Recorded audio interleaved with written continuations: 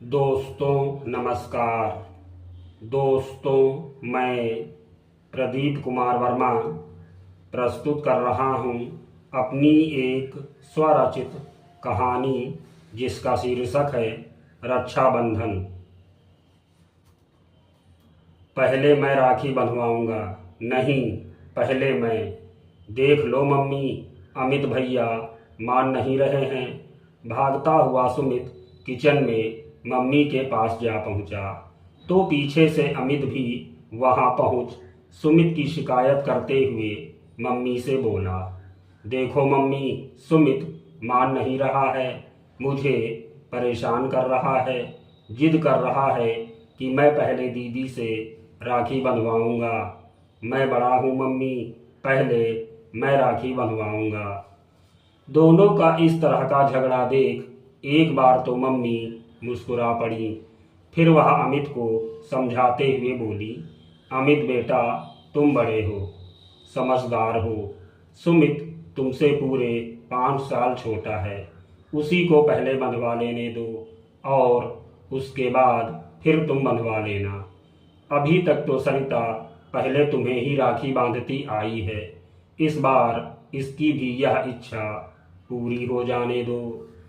Mummy ने सुमित के पक्ष में फैसला दिया तो वह खुशी से उछल अमित को चिढ़ाता हुआ वहां से कमरे की ओर भाग गया। शादी के बाद सरिता का यह तीसरा या यूं कहे पहला रक्षाबंधन पर्व था जो वह ससुराल से अपने पति के साथ इस त्योहार पर यहाँ अपने घर पहुंच रही थी। पिछले 2 रक्षाबंधन के त्योहार पर तो वह यहीं अपने मायके में ही थी।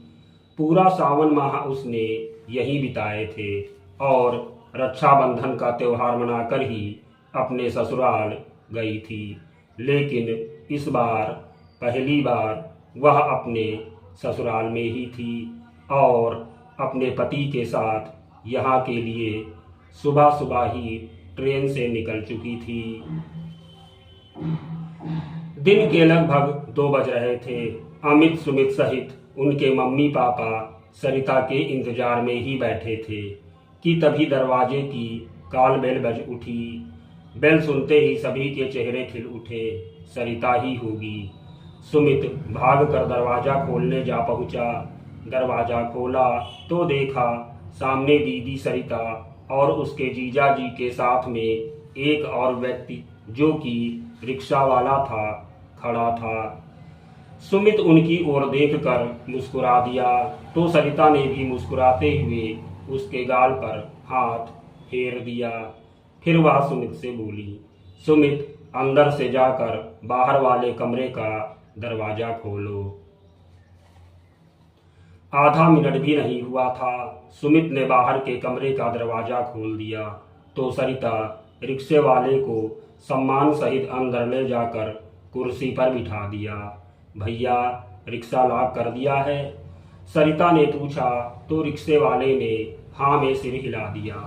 ठीक, मैं अभी आई, कहते हुए सरिता अंदर की ओर बढ़ गई तो सुमित भी उसके पीछे पीछे हो लिया। जीजा जी वहीं बैठकर रिक्शे वाले से बातचीत करने लगे। अंदर पहुंचकर सरिता ने अपने मम्मी पापा को रिक्शे वाले को अंदर ले आने का कारण बताया तो सुनकर सभी मन ही मन उसकी प्रशंसा करने में लग गए। सरिता ने बताया कि कैसे उस रिक्शे वाले भाई ने मेरी रक्षा की। सरिता के मुताबिक जब वह अपने पति के साथ स्टेशन से बाहर निकलकर इन्हीं के रिक्शे पर सवार होकर घर के लिए निकली तो थोड़ी दूर चलने पर भागकर आए एक लुटेरे ने उसके गले की चेन खींच ली और भाग निकला। तो मेरे शोर मचाने पर यह देख इन रिक्शे वाले भाई ने तुरंत ही रिक्शा रोक उसका पीछा किया तो एक जगह तो वह ठोकर खाकर गिर भी पड़े जिससे कि उनके हाथ में चोट लग गई। फिर भी इन्होंने हिम्मत नहीं हारी और उस लुटेरे को पकड़कर ही दम लिया और मेरी चैन बचा ली। हालांकि वह लुटेरा फिर चकमा देकर भाग जाने में सफल रहा। इसीलिए मैं इन्हें बहुत जोर देकर यहाँ ले आई कि आज रक्षाबंधन है और मैं इन्हें राखी बांधूंगी, क्योंकि इन्होंने एक भाई होने का जैसे फर्ज निभाया है। मेरे बार बार के आग्रह को रिक्शे वाले भाई टाल न सके और अपना कीमती समय हमें देने के लिए तैयार हो गए। फिर थोड़ा रुकने के बाद सरिता ने अपनी मम्मी से कहा, मम्मी आप जल्दी से थाली सजाइए, मैं सबसे पहले रिक्शे वाले भाई को राखी बांध देती हूँ, फिर उसके बाद वहीं पर अमित और सुमित को भी। मैं तब तक हाथ मुंह धुलकर आती हूँ। फिर जैसे ही सरिता वहाँ से हटी, अमित सुमित को चिढ़ाने में लग गया। रह गए बेटा सबसे पहले रिक्शे वाले भाई, तो तुम्हारे भी पहले कहाँ बंध रही है। अंगूठा हिलाकर चिढ़ाते हुए सुमित भी अमित से बोल पड़ा, सबसे पहले रिक्शे वाले भाई। धन्यवाद।